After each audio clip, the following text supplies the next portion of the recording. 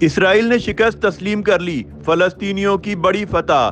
درندے خونخوار بھیڑیے اسرائیل نے درندگی کی تمام حدیں پار کی، معصوم بچوں کو شہید کیا، غزہ کو فلسطینی بچوں کا قبرستان بنا دیا۔ لیکن سلام ہے غزہ کی ماؤں کو جنہوں نے ایسے بہادر بچے جنے جن کی بہادری نے رہتی دنیا تک بہادری کی داستان رقم کر دی، جن کی دلیری نے سپر پاورز اور زمینی خداؤں کو شکست دے دی۔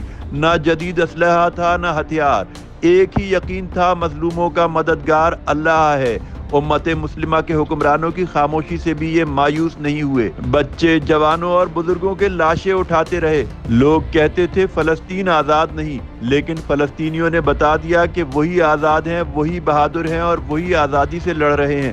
باقی سب مفاہمت کا راگ الاپتے ہوئے خاموش تماشائی ہیں۔ اسرائیل کے وزیر خزانہ کے مطابق اسرائیل دیوالیہ ہو گیا ہے، اربوں ڈالر اس جنگ میں لگ چکے ہیں، لیکن شکست ان کا مقدر ہے کیونکہ یہ اللہ کا وعدہ ہے کہ ظالموں کا انجام عبرتناک ہوگا۔